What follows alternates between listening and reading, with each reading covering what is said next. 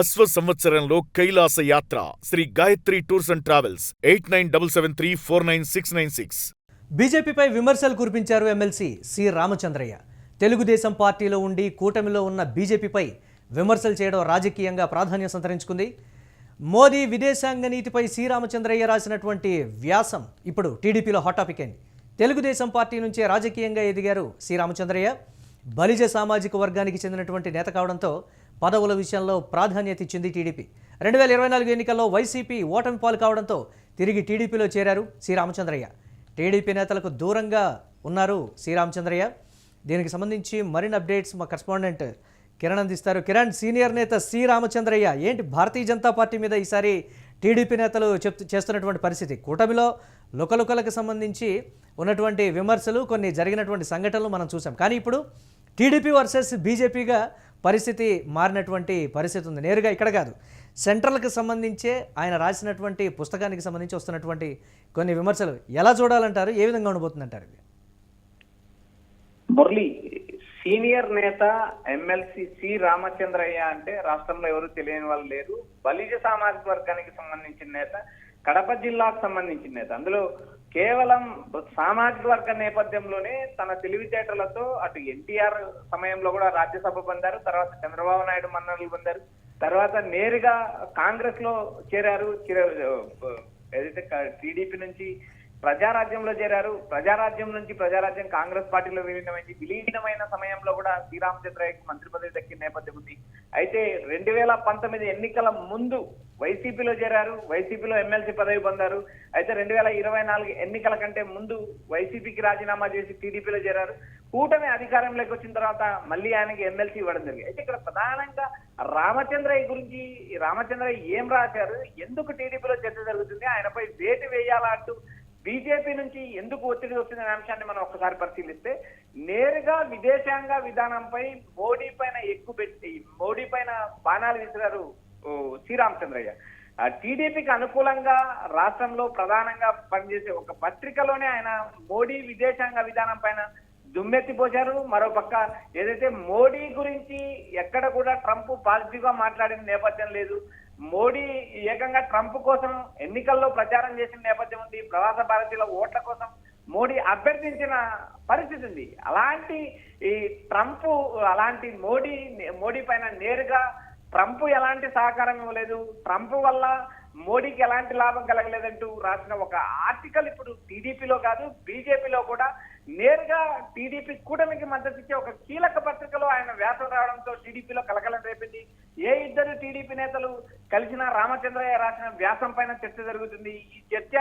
ఈ చర్చే కాదు, ఏకంగా నేరుగా బీజేపీకి సంబంధించిన పెద్దలు, బీజేపీకి సంబంధించిన రాష్ట్ర పెద్దలు కూడా సీఎం చంద్రబాబు నాయుడు మీద ఒత్తిడి చేస్తున్నారు. ఆ ఎమ్మెల్సీ పైన వేటు వేయకపోతే పరిణామాలు మరింత తీవ్రంగా మారే అవకాశాలు ఉన్నాయి. ఎందుకంటే వైసీపీ నుంచి టీడీపీలో చేరినా కూడా తరువాత రాజకీయంగా ఆయన సైలెంట్ అయ్యారు. ఎమ్మెల్సీ పదవి దక్కింది. అయితే కడప జిల్లాలోనే జరిగిన మహానాడు సభకు కూడా రామచంద్రయ్య హాజరు కాలేదని విమర్శలున్నాయి. మరోపక్క టీడీపీ నుంచి ఎదిగిన రామచంద్రయ్య పలుసార్లు రాజ్యసభతో పాటు ఎమ్మెల్సీ మంత్రి అయిన నేపథ్యం ఉంది. అయితే వైసీపీలో చేరినప్పుడు కూడా జగన్ నేరుగా ఎమ్మెల్సీ హామీ ఇచ్చారు, ఎమ్మెల్సీ పదవి ఇచ్చారు. అయితే జగన్ వ్యవహార శైలి పైన ఆయన తీవ్ర వ్యాఖ్యలు చేస్తూ పార్టీకి రాజీనామా చేసిన, ఏ పార్టీలోకి వెళ్ళినా పదవి లేకుండా రామచంద్రయ్య ఉండరు, ఏదైతే అవసరం వరకే పార్టీలో ఉంటారో, అవసరం తిరిగిన తర్వాత బయటకు వస్తారనే రాజకీయ విమర్శలు ఉన్నాయి. అలాంటి పరిస్థితుల్లో ఏకంగా మోడీ పైన ఆయన రాసిన వ్యాసం అయితే టీడీపీ కూటమిలో ఒక రచ్చ అవుతుంది. మరోపక్క చంద్రబాబు నాయుడు పైన అటు బీజేపీ నేతలు, టీడీపీ నేతలు వేటు వేయాల్సిందే. ఆ ఎమ్మెల్సీని మీరు చూస్తూ ఉంటే ఇది మరింత దూరం వెళ్తుంది. మోడీ పైన నేరుగా ఎక్కువ పెట్టే అస్త్రాలు, మరిన్ని పదునైన అస్త్రాలు రామచంద్రయ్య వదులుతారు అనే విమర్శ వినిపిస్తుంది. మురళి, అంటే రాజకీయంగా ఎలా ఉండబోతోంది అనేటువంటి మాట. గతంలో కూటమిలో విభేదాలు వచ్చినప్పుడు కూడా గతంలో ఒకసారి మనం చూసాం, భారతీయ జనతా పార్టీ టీడీపీ మధ్య వచ్చి కూటమి విచ్ఛిన్నమై ఒంటరిగా వెళ్ళినటువంటి పరిస్థితి. కానీ అప్పుడు ఒక సంవత్సరం ముందుగా వచ్చింది, కానీ ఇప్పుడు అతి తొందరగా వచ్చింది అధికారం చేపట్టిన తర్వాత అనేటువంటి మాట. కానీ ఎక్కడా కూడా అధినేతలు కావచ్చు, లేకపోతే ఇతరత్ర వారి వ్యక్తిగత విషయాలని అధినేతలు కొట్టిపారేస్తున్నప్పటికీ కూడా ఇది నివురుగప్పినటువంటి నిప్పులా ఉంటుంది. కానీ ఎక్కడ కూడా గ్రౌండ్ లెవెల్లో కలిసి పనిచేసేటువంటి పరిస్థితి కానీ, ఎక్కడైనా కార్యక్రమాల్లో కలిసినప్పటికీ కూడా ఆ స్థాయిలో మాట్లాడుకునేటువంటి సిచ్యువేషన్స్ కూడా, కలిసి పనిచేసేటువంటి సిచ్యువేషన్స్ కూడా లేవు అనేటువంటి వెర్షన్ వినిపిస్తుంది కదా ఇలాంటి సంఘటనల వల్ల. దీన్ని ఎలా చూడాలంటారు కిరణ్? మురళి, ఇక్కడ ప్రధానంగా ఎన్నికల ముందు గెలుపు కోసం కూటమిలు కట్టడం రాజకీయ పార్టీలు సహజం.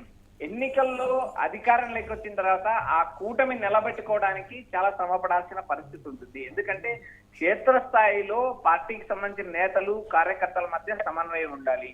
అదే విధంగా 3 పార్టీ అధ్యక్షుల మధ్య సమన్వయం ఉంది, కానీ ఇక్కడ క్షేత్రస్థాయిలో కార్యకర్తల మధ్య నేతల మధ్య సమన్వయం లేదు. టీడీపీ ఎమ్మెల్యేలు ఉన్న చోట జనసేన బీజేపీ కార్యకర్తలు కానీ మండల నాయకులకు కానీ విలువిచ్చిన నేపథ్యం లేదు. జనసేన ఎమ్మెల్యేలు ఉన్న చోట టీడీపీ పరిస్థితి అలాగే ఉంది. మరోపక్క బీజేపీ ఎమ్మెల్యేలు ఉన్న చోట 2 పార్టీల పరిస్థితి, టీడీపీ జనసేన పరిస్థితి ఒకలా ఉంది. ఇలా రాష్ట్ర వ్యాప్తంగా కూటమిలో పలు రకాల సమస్యలు ఉన్నాయి. అయితే తాము కలిసే ఉంటాము, తాము 15 ఏళ్ళు కలిసి ఉంటేనే జగన్ అడ్డుకోగలము అంటూ నేరుగా ఆయన ఏదైతే చంద్రబాబు కావచ్చు, మరోపక్క పవన్ కళ్యాణ్ కావచ్చు వ్యాఖ్యలు చేస్తున్నారు. అయితే ఇక్కడ ప్రధానంగా పవన్ కళ్యాణ్ ఇటీవల చేసిన వ్యాఖ్యలు కూడా వైఎస్ఆర్సీపీ అంత బలమైన పార్టీగా ఉందా అనే చర్చ రాష్ట్ర వ్యాప్తంగా జరుగుతుంది. ఎందుకంటే 11 మంది ఎమ్మెల్యేలు 1100 మందితో సమానం అంటూ ఏదైతే పవన్ కళ్యాణ్ చేసిన వ్యాఖ్యలు ప్రజల్లో పెద్ద చర్చనీయాంశమే. మరోపక్క కూటమి కలిసి ఉంటేనే 15 ఏళ్ళు కలిసి ఉంటేనే రాష్ట్రం అభివృద్ధి చెందుతుంది, కూటమి కలిసి ఉంటేనే జగన్ అడ్డుకోగలం అనే